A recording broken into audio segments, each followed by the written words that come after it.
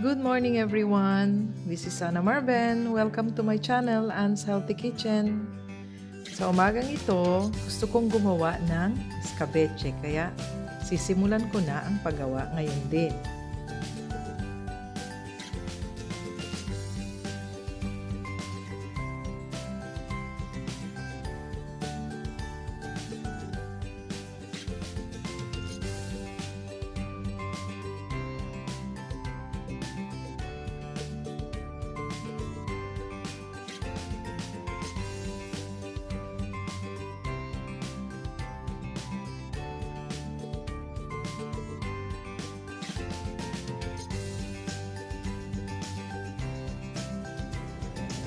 Ang mga sangkap sa ating escabeche. Oh, napaka-sarap ng escabeche.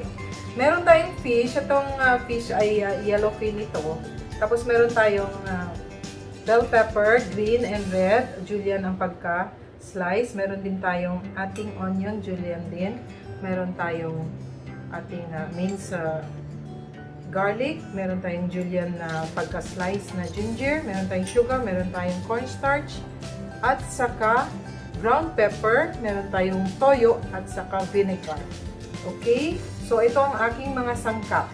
Huwag natin kalimutan ang ating tubig para sa ating slurry mamaya. Okay? So, mag-start na tayo. Pipirituhin muna natin ang ating fish. Maglalagay tayo ng oil.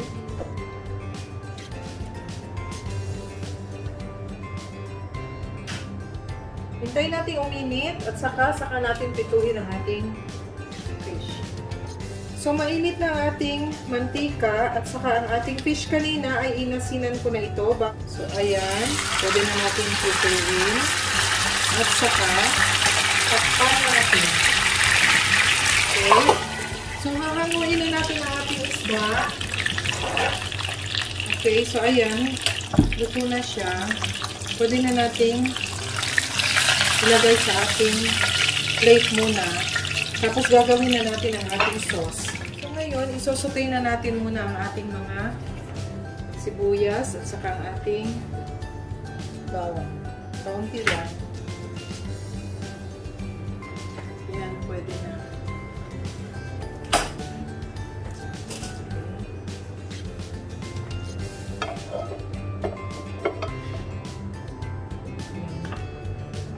Ilagay na natin ang ating garlic, bawang,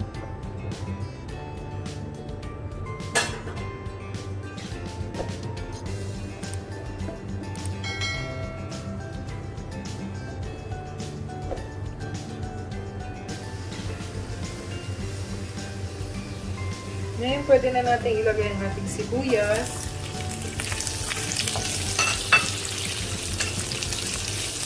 Ayan, hanggang sa lumambot lang ng kaunti ang ating sibuyas.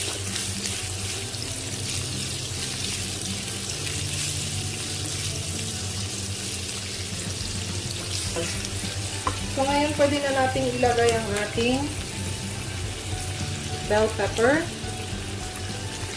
at saka ang green na red na bell pepper. Ayan. Pwede na rin natin ilagay ang ating tubig. Ayan. Ang ating sugar. Paminta. Ang ating soy sauce. Hayaan muna natin itong mag-incorporate ang kanyang sarap.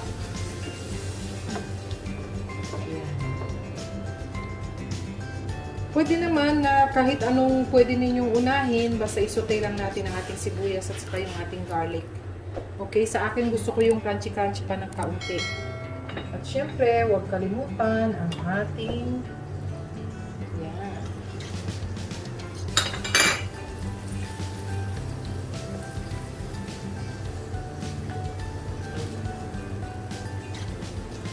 So ito, pwede na natin ilagay ang ating vinegar.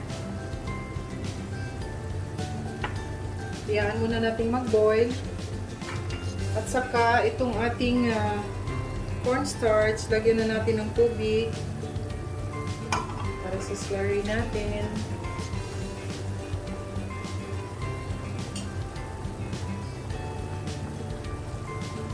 Ang mga ingredients guys, at saka yung mga exact na measurement nila ay nasa description box.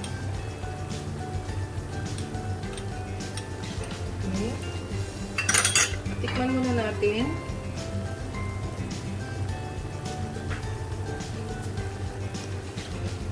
Ayan. Okay na siya. Okay na ang kanyang lasa. Kaya, pwede na rin nating ilagay ang ating slurry. Ayan.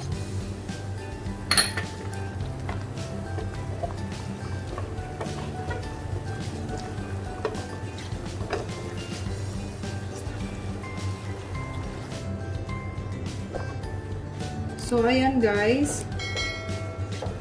Pwede na natin ilagay ang ating fish. Ayan. Gusto pa yata umalis ang ating fish.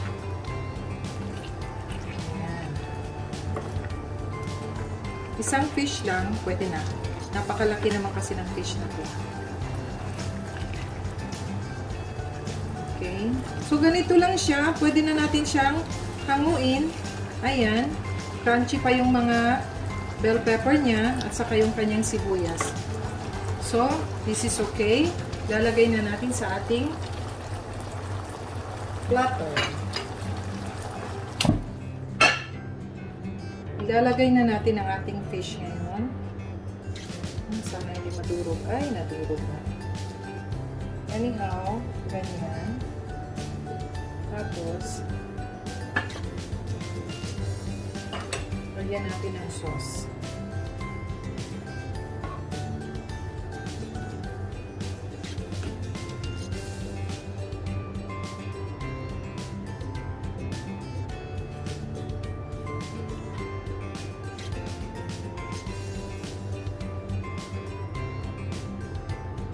So, ang ating sauce is really masarap talaga siya. Pwede na nating gawing sabaw sa ating kanin. Kaya, mamaya, ayan. Napakaganda.